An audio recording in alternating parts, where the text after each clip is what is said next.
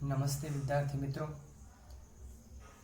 आज की इस कंसेप्ट वीडियो के अंतर्गत आवृत्ति स्वरूप हम रैदास के पद का संक्षिप्त में अध्ययन करने जा रहे हैं, क्योंकि रैदास के पदों का और रैदास के परिचय का हमने विस्तार से विवेचन और विश्लेषण किया है, किंतु आज हम केवल संकेत भर करेंगे और एक सरसरी नज़र से उनके पद और उनके परिचय की ओर मुड़ते हैं। रैदास के परिचय के अंतर्गत हमने देखा था कि रैदास का जन्म जो है वह 1388 में रविवार के दिन माघ पूर्णिमा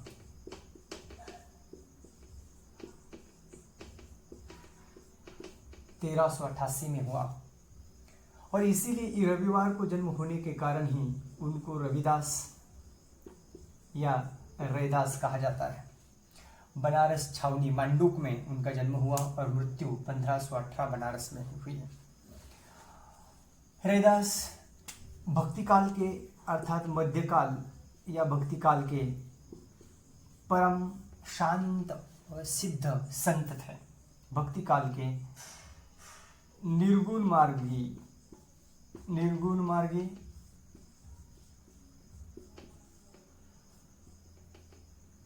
संत थे।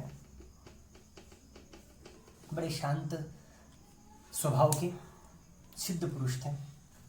अब ये संत जो होता है, इसके संबंध में मैं बार बार कहता हूँ कि संत जो होता है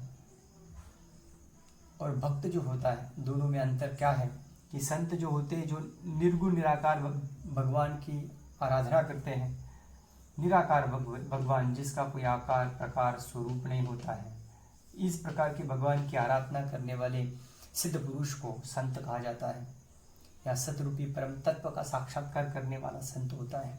और भक्त जो होता है, भक्त के संबंध में कहा जाता है कि भक्त माने जो सगुण भक्ति करता है, अर्थात उनके भगवान का अपना आकार और उनके भगवान का अपना स्वरूप होता है। जैसे श्री कृष्ण की भक्ति सगुण, मीराबाई ने की तो सगुण भक्ति भक्त है, सूरदास ने की तो सूरदास भी भक्त है, तुलसीदास भी भक्त है। कुछ लोग उनको संत कहते हैं क्योंकि निर्गुण के कुछ गुण उनमें मिल जाते हैं, लेकिन तुलसीदास को भक्त नहीं कहा जाता है, उनको संत कहा जाता है। रैदास को भी संत कहा जाता है, तो जायसी को भी संत कहा जाता है, क्योंकि उन्होंने निर्गुण निराकार की आराधना की है। तो यह जो परिचय के अंतर्गत हमने देखा और विस्तार से विवेचन भी हमने इसके संबंध में किया है, लेकिन जो आपको ध्यान में रखनी है वो इतनी बातें हैं इसमें। उसके बाद जो है कि रैदास ने पद जो लिखे हैं, वो पद का अर्थ होता है जो गेय शैली में, गीति शैली में जो विभिन्न राग रागिनियों में गाए जाते हैं, उनको पद कहा जाता है। तो पद जो गाए हैं या लिखे हैं, उसमें उनका मूल उद्देश्य जो रहा है वो रहा है कि जो अंधश्रद्धा समाज में फैली हुई थी, जो अनाचार समाज में फैले हुए थे, वो अंधविश्वास जो थे, जो मूर्ति पूजा जो थी, अंधविश्वास, मूर्ति पूजा,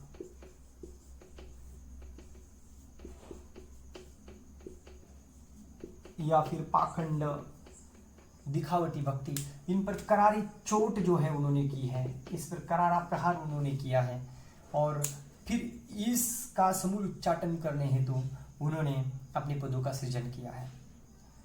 वास्तविक यह पदों के सृजन में उन्होंने जिस भाषा का प्रयोग किया है, वो जो भाषा थी वो भाषा है चलती ब्रज भाषा, अर्थात जो आम जनता को समझे, जो आमचाल में प्रयुक्त हो, इस प्रकार की भाषा की जो साहित्यिक नहीं है, बिल्कुल सादी सरल सी भाषा का प्रयोग उन्होंने अपने पदों में किया है, ताकि वह जनसाधारण को सहज संप्रेषणीय हो, सहज बोधगम्य हो। इसके बाद जो है कि जो बात जो की है उन्होंने, जो आराध्य जो उनकी जो आराध्य है, जो श्री निर्गुण निराकार जो ब्रह्म है, वो जो है उनके संबंध में उन्होंने कहा है कि जो आत्मनिवेदन किया है, अर्थात जो विनम्रता से उन्होंने अपने श्रद्धा सुमन अपने भगवान के प्रति समर्पित किए हैं, वह आत्मनिवेदन जो है उनका, उसको हम दैन्य भाव या दास्य भक्ति कहते हैं। अर्थात यदि कोई दैन्य भाव, अर्थात कोई पूछे कि रैदास की भक्ति पद्धति कौन सी है, तो आप सीधा कह देना कि रैदास की भक्ति दास्य भक्ति है ना।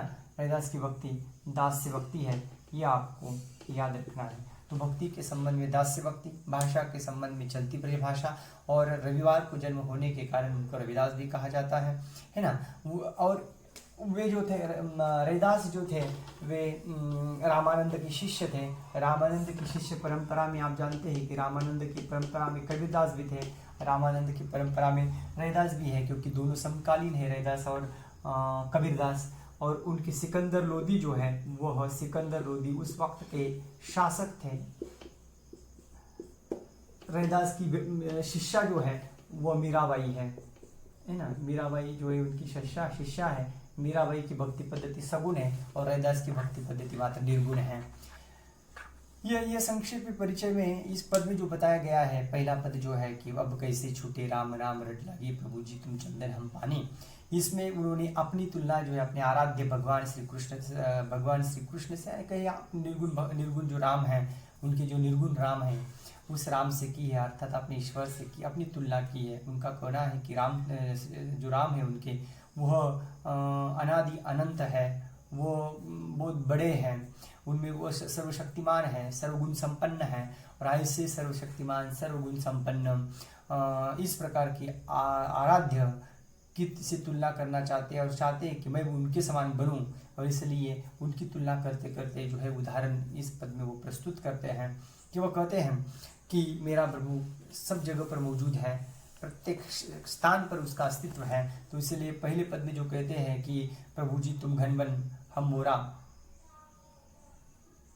जैसे चितवत चंद चकोरा, माने चंदन अपने आप को कहते हैं, चंदन जैसे शीतल होता है, प्रभु जी तुम चंदन, प्रभु को चंदन कहते हैं, अपने को पानी कहते हैं, माने साधारण सा कहते हैं, जिसके अंग अंग बास समानी, अर्थात यदि मैं आपके संपर्क में आ जाऊंगा तो मैं भी चंदन के समान बन जाऊंगा, ये कहते हैं। आगे प्रभु जी तुम घन बन हम मोरा, प्रभु जी को कहते हैं कि तुम घन हो और मैं मोर हूँ। जैसे बादल, आकाश में बादल छा जाते हैं तो मोर जो है कि बड़ी एकटक अपलक उसको देखता रहता है, वैसे वो अपने प्रभु को एकटक देखना चाहते हैं।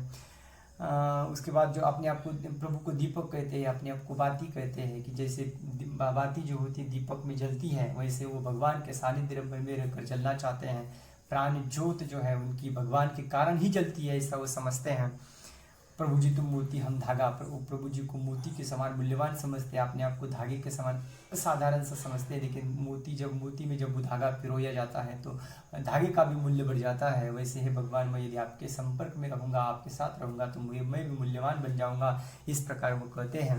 और सोने ही सोलक मिलत सुहागा, जैसे सुहागा होता है जो सोने में मिला दिया, सोने से संपर्क में आकर जो है वो किसी भी वस्तु को क्या कर देता है, सोना बना देता है, ऐसी भी उनकी धारणा है। प्रभु जी तुम स्वामी हम दासा, ऐसी भक्ति करे दासा, कहते हैं कि प्रभु जी तुम स्वामी हो, हम दासा, मैं दास हूँ, और ऐसी भक्ति यह आपका दास करना चाहता है। मित्रों, ये संक्षिप्त में मैंने बता दिया, वास्तविक विस्तार से चर्चा हमने की है, आपको एक बार से फिर से पढ़ना है और न समझे तो पूछ लेना है। मैं इतना ही कह देता हूँ कि इसमें दास्य भक्ति, आत्मनिवेदन, अपनी भक्ति श्रद्धा सुमनों को भगवान के चरणों में अर्पित किया है, अपने शब्द सुमनों को अर्पित करते हुए उन्होंने अपनी दास्य भक्ति को प्रकट किया है। इतना ही आज की दासिका में, बाकी जो है हम अगली दासिका में देखेंगे। धन्यवाद है।